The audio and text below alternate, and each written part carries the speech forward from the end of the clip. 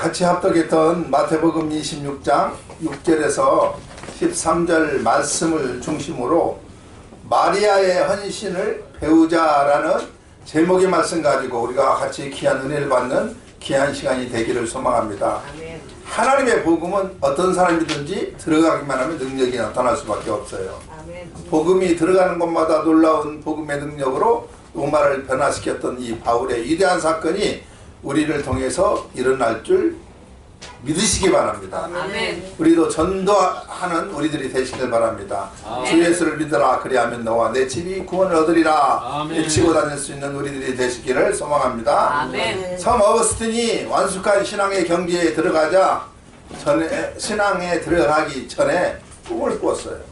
그가 꿈속에서 하늘나라에 갔는데 천국문에서 천사가 신문을 합니다. 너는 누구냐? 그러니까 나는 어거스틴입니다. 그리고 나는 예수 믿는 크리스천입니다. 이렇게 대답을 해요. 신문하던 이 천사는 자세히 어거스틴을 들여다보니까 너는 그리스도인이 아니다. 너의 머릿속에는 키케로 철학관념으로 가득 차 있고 세상 것으로 가득 차 있다. 그러므로 너는 그리스도인이 아니다 하면서 나가라고 호통을 치는 꿈을 꿉니다. 깜짝 놀라고 눈을 떠보니까 꿈이었어요. 그는 철저한 회개를 통하여 그의 머릿속에 있는 이론들을 다 버려버리고 그의 마음을 예수 그리스도로 꽉 채운 진정한 그리스도인이 될 수 있었다. 그렇게 고백을 합니다.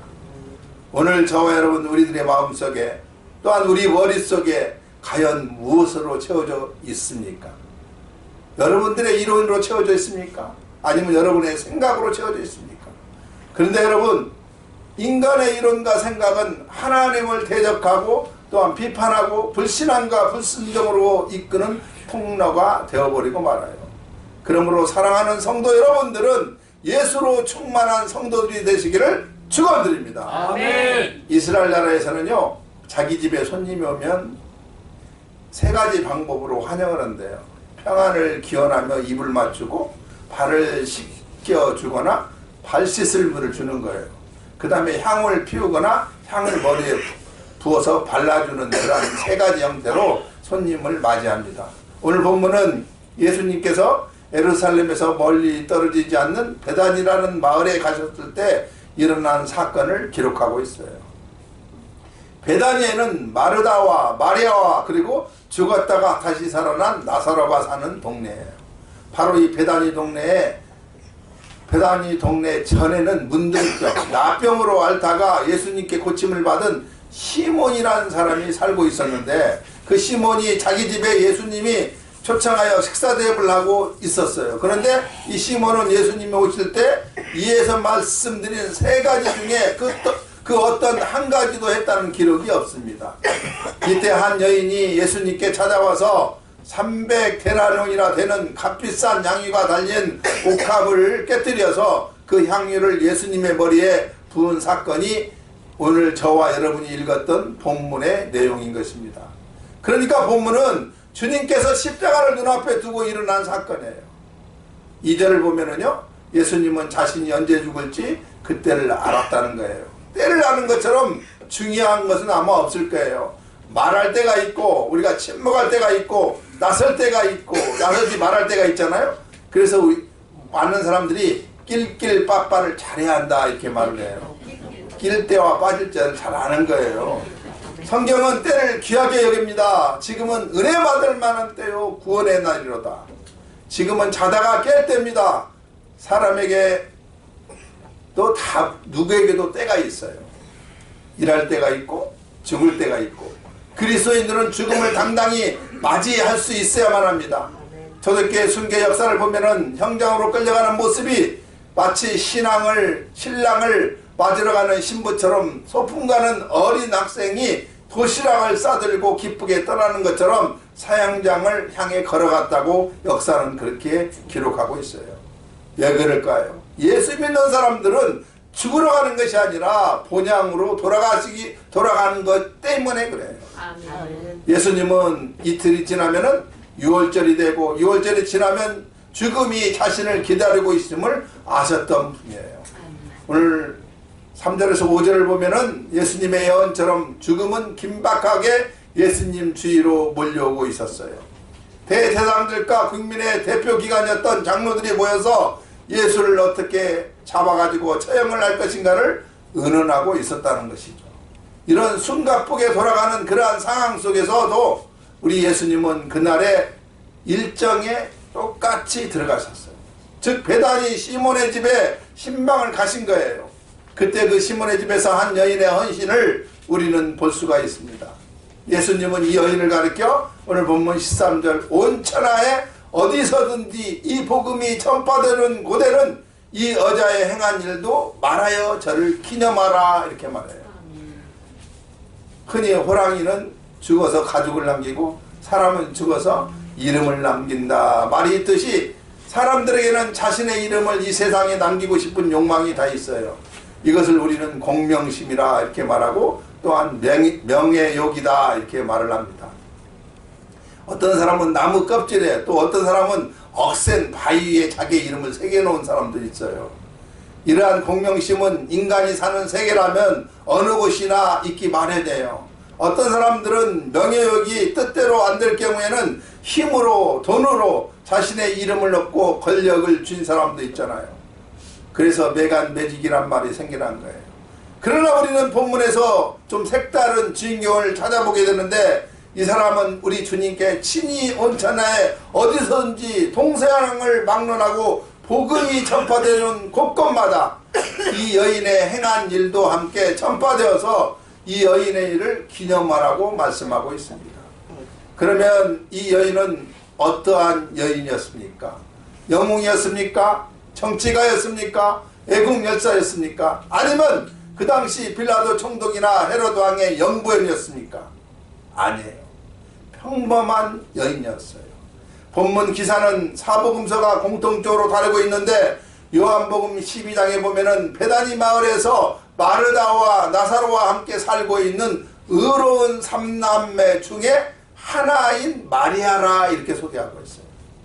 그렇다면 이 평범한 한 여인의 이름이 왜 이토록 하늘의 별처럼 높이 빛날 수 있었을 것인가? 그것은 한마디로 말해서 내가 주를 높이면은 주님께서 나를 높여주신다는 평범한 진리 때문에 그렇습니다. 아멘. 이 여인은 가난했지만 주님을 위해서는 아낌없이 자신의 귀한 옥합을 깨뜨릴 수 있었던 여인이었어요. 왜 그랬습니까? 주님을 사랑했기 때문에 그래요. 사랑은 조건이 없어요. 사랑은 사실 맹목적인 것입니다. 돈과 시간과 정열을 사랑하는 사람에게 조건 없이 맹목적으로 쏟아 부어 넣어요. 그런 행위는 어떻게 보면 다른 사람에게는 별 의미가 없어 보여줄 수밖에 없어요. 그러나 쏟는 사람에게는 의미가 깊은 거예요. 이것은 사랑하고 존경하는 그 대상에 대한 계산할 수 없는 사랑의 표현을 말하고 있습니다. 본문의 마리아는 예수님을 사랑했기 때문에 옥합뿐만 아니라 순교에서라도 자신을 드리고 싶었던 그러한 것이었어요. 사랑은요, 자신의 모든 것을 기쁨으로 희생하고 헌신하는 게 사랑이에요. 본문의 마리아는 주님을 위해서 옥합을 깨뜨려서 값비싼 향유를 주님께 쏟아 바쳤던 것입니다. 그럼 먼저 본문의 상황을 먼저 우리가 한번 살펴보고자 합니다. 12장 요한복음 12장 1절에 보면은요, 6월달 엿새 전에 예수께서 베다니에 이르시니 그랬어요.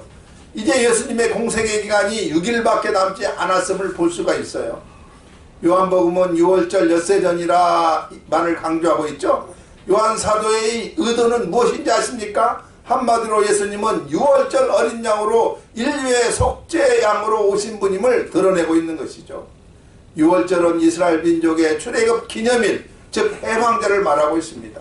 개인적으로는 구원을 받는 날을 의미하고 있어요. 마귀가 지배하는 삶의 현장에서 해방받아 예수 품에서 자유를 누리게 된 날을 의미하고 있어요. 예수님은요, 십자가 사건을 앞두고 베다니를 마지막으로 방문을 하셨어요. 베다니는 아주 특별한 곳이죠. 베다니는 예루살렘에서 약 3km 정도 떨어진 감람산 동쪽 기슭에 자리 잡은 아주 조그만한 마을입니다. 베다니는 괴로움의 집, 슬픔의 집이라는 뜻이 있는데 주님이 오심으로 말미암아 인생의 괴로움과 슬픔이 일순간에 사라져 버려버렸던 것이 바로 베다니였어요. 어쩜 베다니는 이 세상의 모습을 보여주는 그러한 곳과 같은 것이었습니다. 이 세상은 슬픔과 절망, 탄식과 죽음이 가득 찬 곳이 우리가 살고 있는 이 세상이에요. 이러기에 이 땅은 정말 생명의 주님이, 부활의 주님이 필요한 것이 우리가 살고 있는 이 땅이라는 것입니다. 그런데 본문 6절에 예수께서 베다니 문둥이 시몬의 집에 계실 때라고 분명히 말하고, 요한복음 12장 1절 6월절 엿새 전에 예수께서 베다니에 이르시니 이것은 예수께서 죽은 자 가운데 살리신 나사로가 있는 곳이라 이렇게 설명하고 있습니다.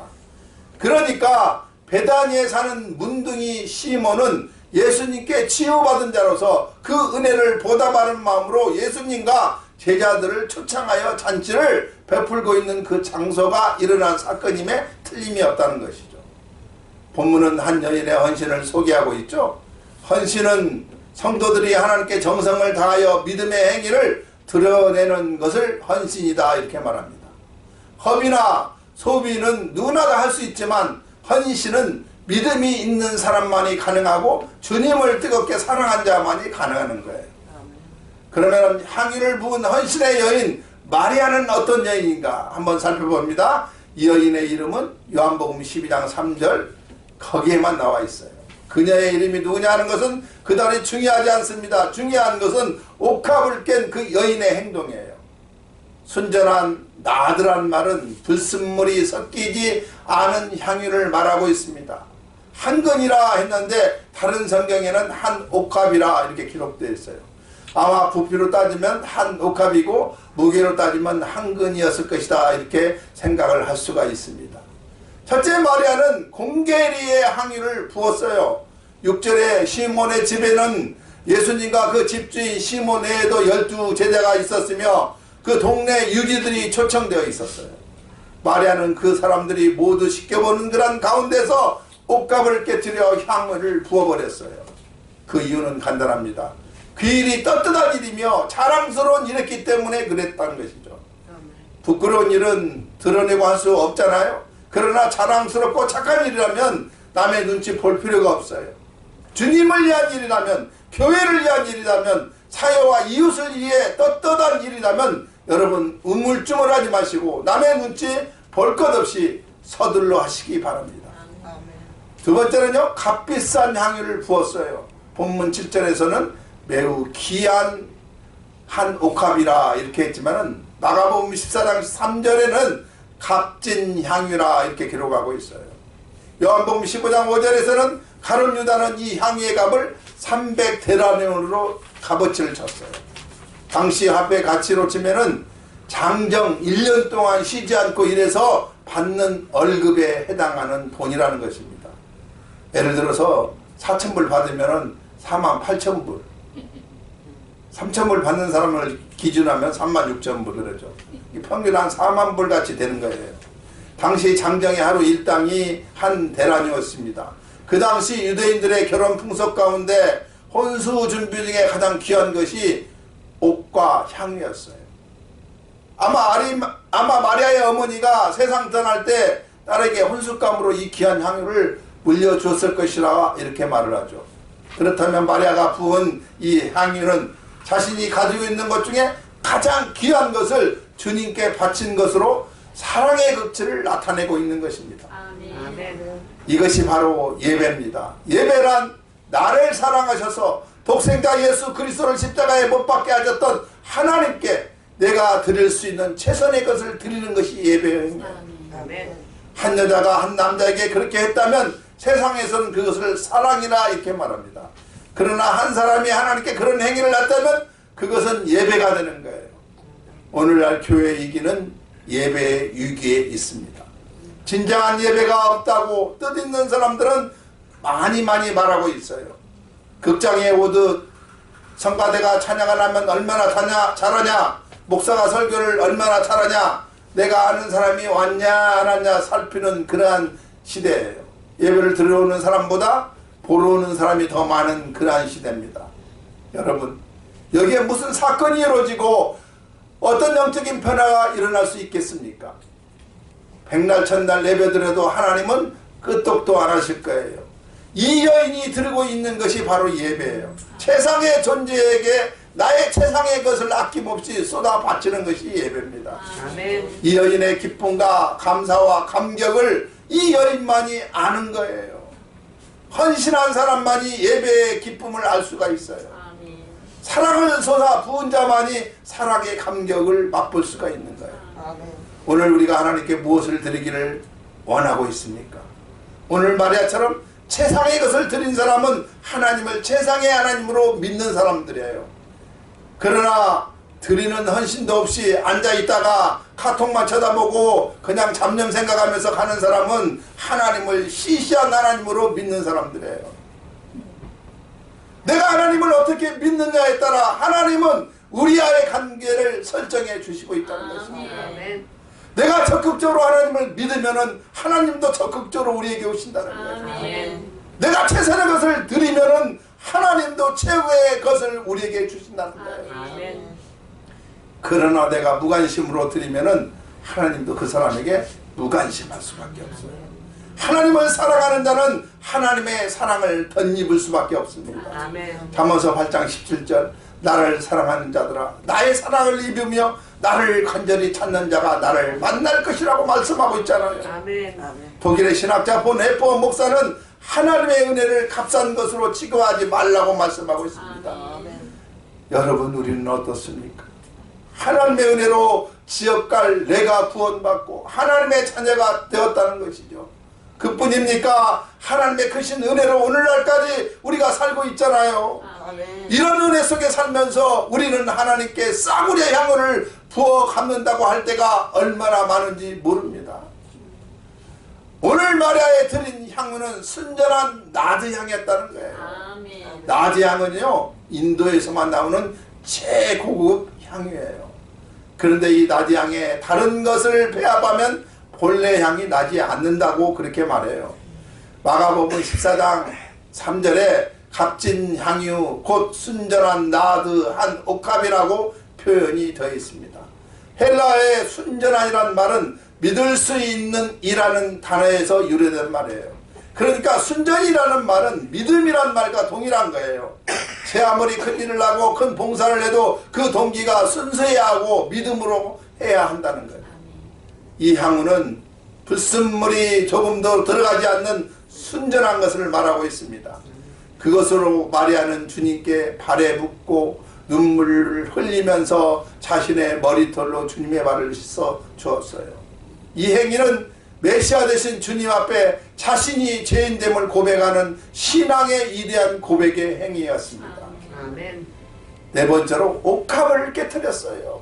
마가복음 14장 3절에 하반절에 보면 옥합을 깨뜨리고 예수의 머리에 부으니 그랬어요.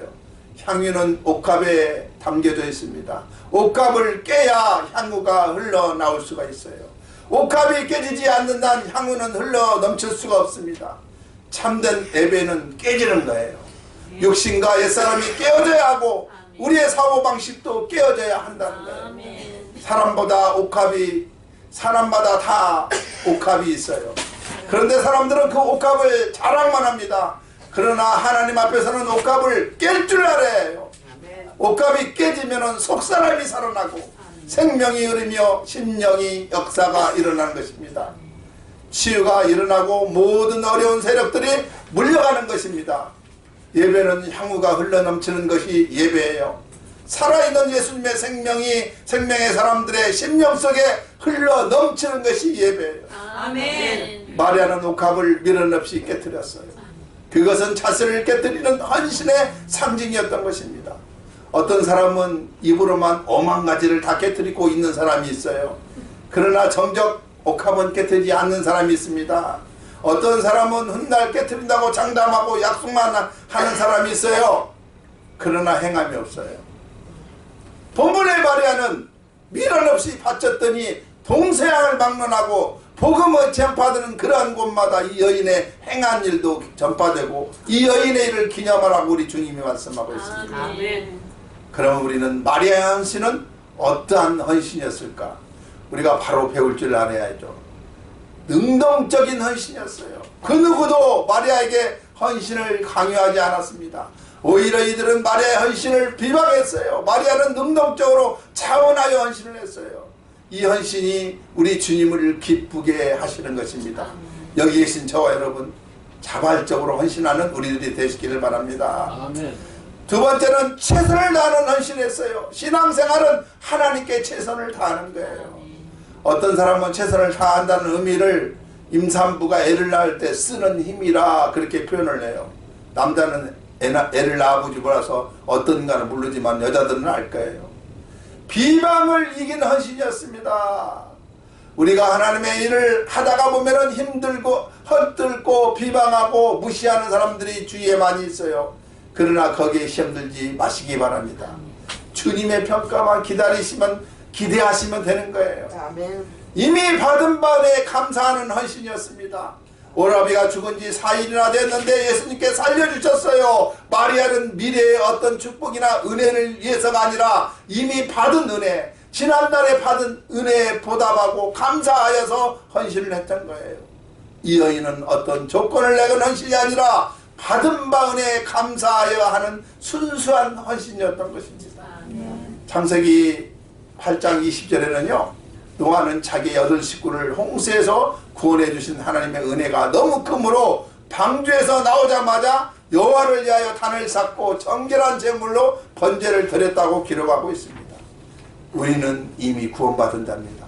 하늘의 시민권자요, 생명력의 저와 여러분, 우리의 이름이 기록된 자들입니다. 이 은혜가 보통 은혜 아니잖아요. 값진 헌신은 이미 받은 은혜에 감사하며 하는 헌신을 말하고 있습니다. 그러나 마리아에 대한 예수님의 평가를 우리가 한번 살펴봅니다. 10절에 기록되어 있죠. 너희가 어찌하여 이 여자를 괴롭게 하느냐. 저가 내게 좋은 일을 하였느니라. 예수님은 그 여자가 한 일을 아주 좋은 일이라고 말씀해주고 있습니다. 그러면 그 좋은 일은 무엇이죠? 12절, 이 여자가 내 몸에 이 향유를 부은 것은 내 장사를 이하여 함이니라. 여기서 우리는 놀라운 진리 하나를 발견할 수가 있어요. 참된 예배는 십자가를 향하여 예배의 중심은 십자가라는 사실을 발견할 수 있게 되는 것입니다. 마리아는 어쩌면 예수님의 장례식을 잘 몰랐을지라도 몰라요. 그러나 자기가 할 수 있는 최선을 다하여 옷값을 깨뜨려 예수님의 발에 붓고 머리에 부었어요. 그런데 예수님은 이것이 십자가에 죽을 자신을 장사하는 사건이라 이렇게 말씀하십니다. 성경에서는 머리에 향유를 붓는 경우가 몇 가지 있는데, 첫 번째는 집을 방문한 손님을 제대로 환영하는 표시로 한두 방울 떨어뜨리는 거예요. 또 아기 즉위를 할 때도 머리에 기름을 부어요. 그리고 제사장 선지자로 세움을 입을 때도 기름 부음을 받습니다. 또 창세기 28장에 보면 야곱이 잠자리에 일어나서 돌베개를 제단 삼아 기름을 부어요. 하나님의 것으로 구별하는 그러한 의식입니다. 또 장례 때 시신에도 기름을 부어요. 이렇게 하여 얼마 동안의 부패를 방지하며 냄새를 제거하는 것입니다. 예수님께서 십자가에 운명하신 후 아리마대 요셉은 로마 총독 빌라도에게 예수님의 시신을 달라고 했죠. 그리고 자기 무덤에 안장할 때 예수님을 밤중에 찾아왔던 니고데모도 몰약에 침향 섞은 것을 100근을 가지고 왔어요. 아리마대 요셉과 니고데모는 예수님의 시신에 향료를 바르고 고운 배로 예수님을 감쌌어요. 이처럼 사람이 죽으면은 그 시체에 향유를 바르는 관습이 있습니다. 예수님은 바로 이 여인이 예수님의 머리에 향유를 부은 것을 마치 예수님의 장례를 이하여 향유를 부어서 준비하여 준 것이라고 이렇게 말씀하고 있습니다. 사실은 이 여인이 예수님께 죽으실 줄 알고 그 죽음을 위하여 준비한 것은 아니었어요. 단순히 주님에 대한 극진한 사랑의 표현이었을 뿐이었어요. 그런데 예수님은 이 여인의 행동을 그 이상의 것으로 평가하고 받아들이는 것입니다. 그렇습니다. 우리가 드리는 것이 비록 작은 것이다 하더라도 정성을 다하고 힘을 다하여 주님께 드리면은 주님께서는 우리가 드린 가치보다 훨씬 더 귀하고 값 있는 것으로 받으신다는 사실을 우리는 알아야만 합니다. 아멘. 예수님께서는 한 과부가 성전에서 2 렙돈을 헌금한 것을 보셨어요. 그리고 예수님은 이 가부가 다른 모든 사람들보다 더 많은 것으로 하나님께 드렸다고 말씀하셨어요. 아멘. 이 가부는 자기의 전 재산을 드렸기 때문이라고 말씀해 주십니다. 그렇습니다. 한 어린아이의 도시락인 떡 5덩어리와 물고기 2마리를 예수님은 5,000명을 먹이고 12광지를 남게 하는 이적의 불씨로 쓰셨어요. 우리가 비록 작은 것이라 하더라도 주님께 정성스럽게 드리게 되면 우리 주님은 그것을 아주 귀한 것으로 받으신다는 사실인 것입니다. 아멘. 예수님은 마리아의 헌신의 행위를 자신의 죽음을 미리 예비한 것으로 칭찬하셨어요. 우리도 미리 준비해야 할 것들이 많이 있습니다. 예배를 미리 준비하고 헌금을 미리 준비하고 주님의 재림을 준비하는 신앙인들이 되어야 할 것입니다. 아멘. 준비한다는 것은 정성이요 최고의 가치를 돌리는 마음이에요. 마리아는 자기의 최고의 것을 예수님께 드렸더니 그것이 바로 십자가로 연결되는 사건이 될 수 있었던 거예요. 아멘. 예배의 중심은 십자가입니다. 십자가에 흘러넘치는 하나님의 사랑에 대한 응답이 예배예요. 오늘 여러분의 마음속에 십자가를 향하는 마음이 있습니까? 아멘. 예수 그리스도 보혈이 여러분의 마음에 흐르고 있다고 생각합니까? 아멘. 우리를 위하여 자기를 아낌없이 다 내어주신 주님의 그 사랑이 오늘 저와 우리들의 마음속에 응답되어야만 합니다. 아멘. 그것이 바로 예배예요. 아멘. 예배란 십자가에 대한 보답이요 십자가에 내 모든 것을 쏟아내어 놓는 것입니다.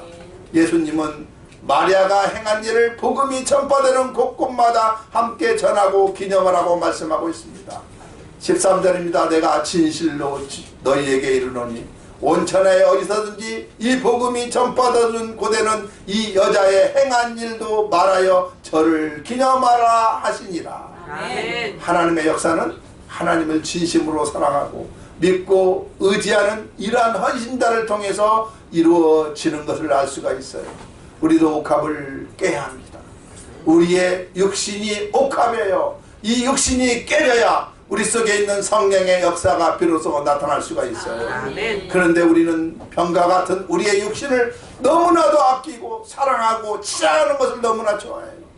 쉬지 못하면 안 된다고 하고 입지 못하면 무시당한다고 무시당하면 안 된다고 말하고 있습니다. 그러면서 하나님의 은혜에 점점 멀어져 가는 게 우리들이에요. 깨트려야만 합니다. 신앙생활은 깨트리는 훈련이 신앙생활이에요. 자신을 깨트리지 않고는 절대로 주의 은혜를 받을 수가 없어요. 아멘. 모세가 반석을 내리칠 때 그 반석이 쪼개져 생수가 터져 나왔던 것이죠. 쪼개진 반석이 되어야 성령의 생수가 터질 수가 있어요. 아멘. 옥합을 깹시다. 아멘. 그 옥합을 주님께 드리는 성도들이 다 되시기를 주님의 이름으로 축원드립니다. 아멘.